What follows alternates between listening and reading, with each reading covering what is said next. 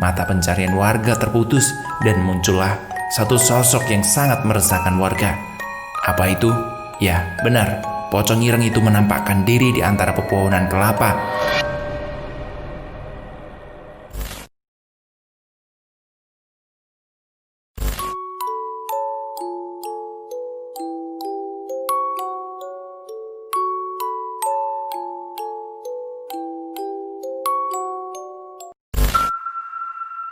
Setelah kemarin kita cerita soal pocong hitam atau pocong ireng versi Pekalongan, kita ingin coba untuk versi Banjarnegara. Tepatnya tahun 1992, Desa K, tepatnya di Banjarnegara. Jika ingin melihat keindahan desa ini, lihatlah sungainya. Cahaya matahari yang terpantul ke sungai itu akan menciptakan goresan pelangi di sisi sungai. Mungkin beberapa warga Banjarnegara tidak asing dengan kata Sungai Serayu. Sungai nan indah dan merefreskan mata ini sebagai pokok utama mata pencarian desanya. Udang, ikan yang melimpah dan menjadikan warganya tiap kali berburu mencarinya untuk dijadikan lauk pauk atau sekedar dijual kembali ke pasar. Pesonanya yang indah menjadikan sungai ini seringkali menjadi pusat pariwisata dengan arum jeramnya yang menantang nyali. Namun, pernahkah berpikir, dahulu sekali sungai ini sempat diisukan dengan awal kemunculan pocong ireng. "Ayamku hilang terus, siapa yang ambil?" ucap Pak Agi sambil melihat posisi kandangnya yang telah terbuka semenjak pagi tadi. Bulu-bulu ayam berserakan di sekitar kandang. Walau hanya satu saja yang tergondol maling, namun sudah 2 pekan terakhir ayam di desa K kerap kali kemalingan. Warga mengira ayam yang menghilang dimangsa musang yang lapar atau ular yang berseliweran di sekitar pepohonan kelapa. Namun tidak ada tanda-tanda tercabiknya ayam itu, baik darah yang berceceran atau suara ayam di pagi hari tepatnya jam 3. Hilang lagi, tambah Pak Koko. "Ayamku hilang lagi." "Ayammu habis berapa?" tanya Pak Agi. "Sudah habis, Pak." "Saya sisa kotorannya, mau?" canda Pak Agi ditawa pagi itu. Mitosnya, hilangnya ayam ini diduga bersamaan dengan kemunculan makhluk yang tak kasat mata berbadan besar dengan taring dan cakar yang pernah muncul di Sungai Serayu. "Dimakan sama gede dhuwur kayaknya ya," ucap Pak Koko. "Tidak mungkin lah Pak, itu ayam tidak bunyi." Namun Pak Agi dan Pak Koko tidak ada keyakinan melapor ke balai desa. Kesannya sangat lebay jika ayam saja sudah dilaporkan ke balai desa. Zaman dahulu sangat menjaga image apabila ada kehilangan, tidak mempersulit walaupun dampaknya terkena diri sendiri, tapi benar-benar tidak sepenuhnya masalah itu dilimpahkan ke balai desa. 2 pekan berlalu, isu kehilangan ayam sudah dirasakan oleh Pak Kepala Desa sendiri. "Ayamku kok habis ya?" ucap Kepala Desa. Semua warga mengira ayam yang diambil adalah ayam yang layak dijual ke pasar. Akhirnya, atas kesepakatan bersama, Pak Kades mengimbau kepada seluruh warganya agar diterapkan sistem penjagaan di tiap malam, tepatnya hingga pagi hari. Alasan diterapkan penjagaan itu agar misteri tentang hilangnya ayam di desa K bisa mulai ketahuan. Hal ini berlaku kepada seluruh desa di sekitar juga karena isu ini sudah tersebar luas. Lalu, mengapa juga ya waktu subuh menjadi patokannya? Jawabannya sederhana. Jika yang mengambil ayam adalah sosok genderuwo atau yang gede dhuwur itu yang pernah jadi mitosnya, maka tidak akan lama lagi pergerakannya dan mudah dibuatkan pagar gaib agar tidak masuk lagi. Tapi jika yang mengambil maling, pagar gaib pun percuma dibentuk. Maka dari itu, Pak Kades menerapkan penjagaan selama malam hingga subuh. Targetnya adalah penangkapan peneror kehilangan ayam yang telah meresahkan warga desa K itu. Namun, begitu ditelusuri, orang yang dicurigai itu menuju kandang ayam salah satu milik warga yang kebetulan ayamnya masih utuh selama 2 pekan terakhir. Warga yang mengetahui itu segera meneriakinya, "Garong, garong, maling, maling!" Kamu maling kan? Kamu maling ayamku tuh. Warga yang berteriak dahulu sebelum bertindak memberikan kesempatan maling untuk berlari sebelum tertangkap basah. Hari pertama dirasakan sangat sia-sia.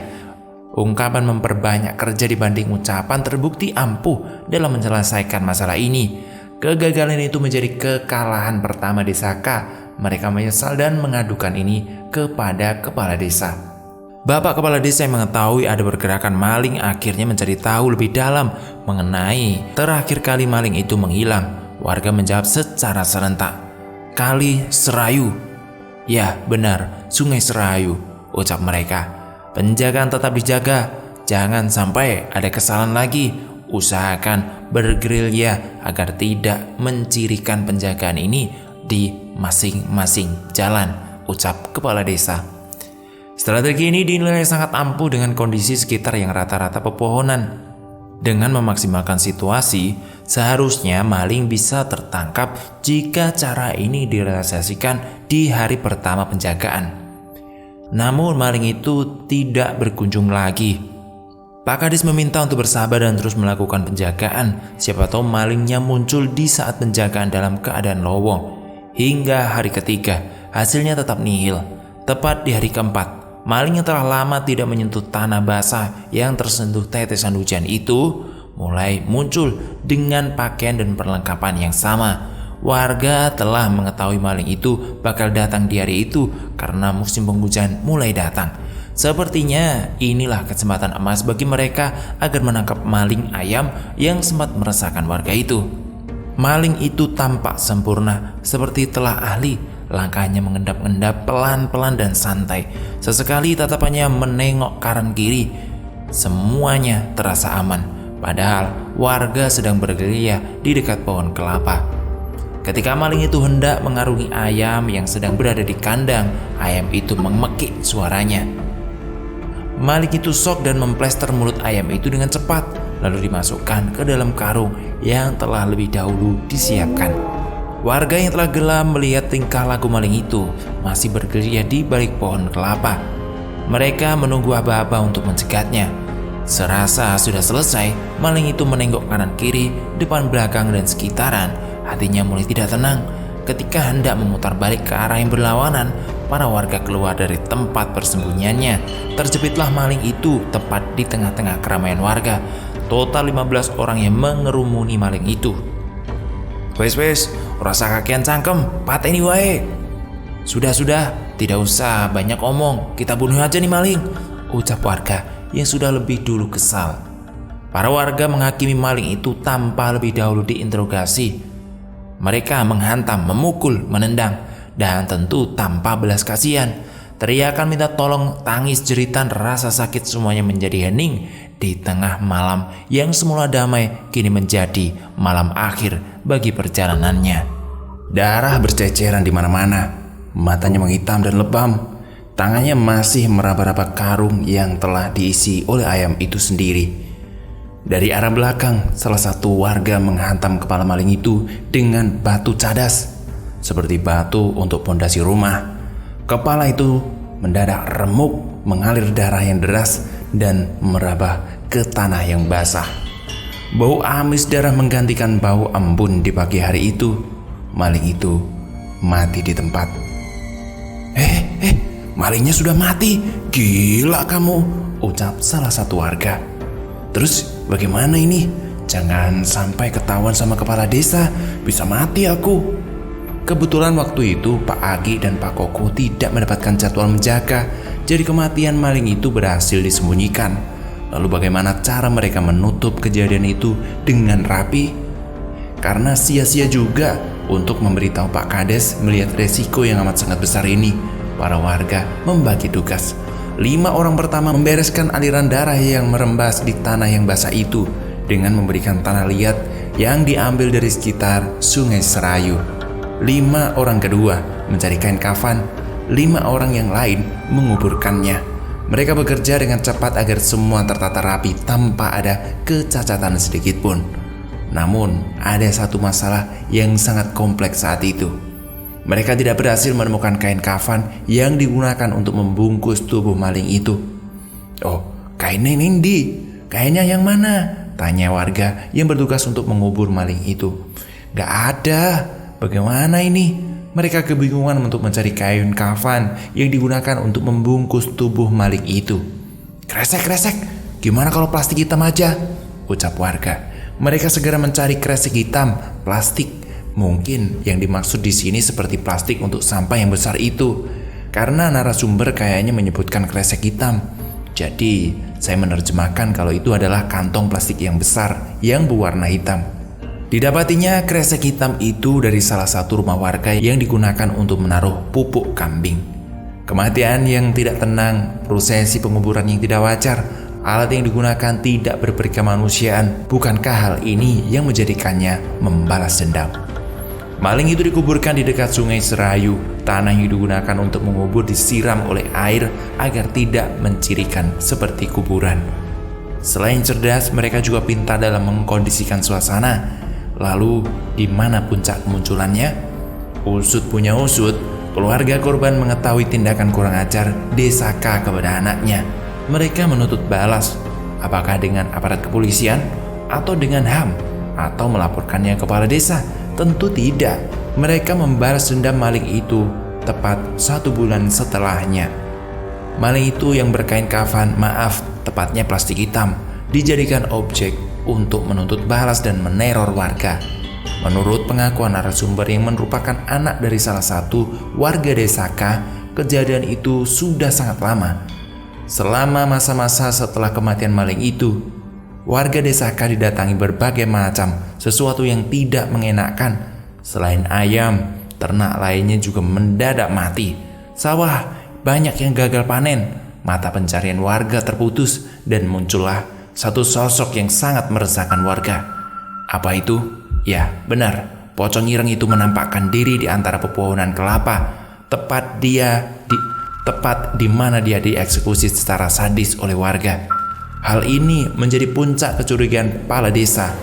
Maling itu tidak tampak. Namun, mengapa ternak banyak yang mati selain ayam? Sawah juga banyak yang gagal. Teror pocong ireng menjadi-jadi. Apa yang sebenarnya dilakukan oleh warganya selama 1 bulan terakhir ini? Pak Agi dan Pak Koko yang rumahnya bersebelahan pernah mendapati pocong ireng itu sedang berdiri tegak di belakang pohon kelapa. Wah, pocong ireng Kidul, teriak Pak Agi. Pocong ireng itu terus meneror kurang lebih 15 warga yang ikut dalam penghakiman dirinya. Dimulai dari mengetuk pintu di malam hari, menjilati seluruh sandal, dan yang lainnya. Korban demi korban berjatuhan. Banyak dari mereka yang ketakutan jika berjalan di malam hari, tepatnya di dekat pohon kelapa itu. Pohon itu sering menampakkan diri di antara pohon kelapa yang berdekatan dengan tempat dia tergeletak kaku tak berdaya itu. Korbannya rata-rata anak kecil. Lebih jelasnya, ketika melihat, kemudian sakit panas, demam tinggi, lalu merasa takut dan melihat sosok itu berada di depan jendela sambil menggedor-gedor kepalanya. Pak, itu namanya apa? Sebelum meninggal, anak-anak Desa K selalu mengucapkan ini. Tak terasa, hampir 40 hari kematian maling itu, Pak Kades pun mendengar salah satu pengakuan warga bahwa maling itu telah dibunuh oleh 15 orang yang anaknya sebagai korban teror dari pocong ireng itu sendiri. Atas pengakuan warga yang membunuh maling itu secara keji, mereka segera menemui Pak Kades. Kalian tahu kesalahan kalian di mana? Tanya Pak Kades. Ke-15 orang itu hanya terdiam sambil menangis. Mereka menyesal. Jangan siksa tubuhnya, jangan menghakimi, teriak Pak Kades. Pak, lalu apa langkah yang bisa kita ambil? Tanya Pak Agi. Pak Kades hanya terdiam, menarik nafas dalam. Hubungi Kiai A di Desa B. Dia pernah mendapati kiriman seperti ini. Siapa tahu ada jalan keluar, pinta Pak Koko. Akhirnya mereka menyetujui untuk bekerja sama dengan Kiai A, tepatnya di Desa B itu. Kiai itu berhasil didatangkan sebelum azan maghrib tiba. Para warga segera mengikuti runtutan kegiatan yang ditetapkan Kiai itu. Pocong ireng itu kiriman dari orang tua korban. Tidak mudah untuk mengusirnya sebelum dendam itu terbalaskan, ucap Kiai itu. Namun, kita bisa mencegahnya dengan memasang pagar gaib di setiap sisi desa ini. Tak mudah, namun semoga saja usaha kita berhasil. Mereka sholat maghrib berjamaah dengan kiai itu. Setelah itu dilanjutkan membaca tahlil hingga waktu isya. Langkah terakhir adalah menancapkan pagar gaib berupa bambu kuning ukuran seperti potongan pasak kemah. Namun itu sangat berguna. Entah apa yang membedakan antara versi Pekalongan dan Banjarnegara. Sepertinya kemiripan. Ada cara mencegah pocong ini masuk ke pemukiman warga. Sebanyak 150 disesuaikan dengan pelaku pengeroyokan itu. Bambu kuning itu ditancapkan di setiap sisi hingga menuju Sungai Serayu. Setelah usai, mereka menunggu aba-aba dari kiai itu sendiri. Pak Koko, nanti kalau pocong ireng itu datang, jangan ada yang bicara. Biarkan aku saja yang bicara padanya. Paham? Siap Kiai, siap. Pak Agi dan Pak Koko merintahkan warganya untuk diam. Tepat di tengah malam, pocong ireng itu benar-benar muncul. Namun dia tidak bisa memasuki pemukiman warga. Bisa dibilang kemunculannya di perbatasan desa K dan desa sebelahnya. Awalnya, kepala desa, Pak Agi dan juga Pak Koko tidak mempercayai sosok itu nyata. Namun setelah melihatnya langsung, pocong itu seperti meminta untuk dikuburkan secara layak. Dia melakukan hal itu ternyata untuk memberikan makan kepada keluarganya yang kesusahan. Karena tentu harga padi yang melejit saat itu akibat permainan dari pemilik sawah dengan pemasaran yang dilakukannya. Betapa miris ketika mereka yang kaya tidak pernah memandang miskin. Atas permintaan kiai itu, digalinya makam pelaku maling ayam itu, tepat digantikannya dengan kain kafan. Dilayakkannya pemakaman itu pada umumnya. Semenjak itu, isu pocong itu tidak lagi ada. Karena yang menjadi pocong ireng ini beredar adalah karena permasalahan ekonomi. Mereka memberi ruang untuk melakukan pesugihan, sehingga pocong ireng ini biasa dikaitkan dengan pesugihan. Bisa kita tarik garis merahnya. Jangan menaruh sandal, pakaian, handuk, sepatu, sepeda, atau apapun di luar rumah. Semua aturan tercipta karena ada pengalaman yang harus dijadikan pengalaman. Tentu ini versi Banjarnegara ya. Mohon maaf apabila ada kesalahan dan silahkan dikoreksi pernyataan ini. Masih ada satu versi lagi, yaitu versi Pemalang. Apa bedanya? Tunggu saja update-nya ya. Setelah cerita ini, besok saya akan bawakan pocong ireng versi Pemalang. Jangan lupa di follow, linknya ada di deskripsi. Ini tulisan dari Restu Wiratmaja.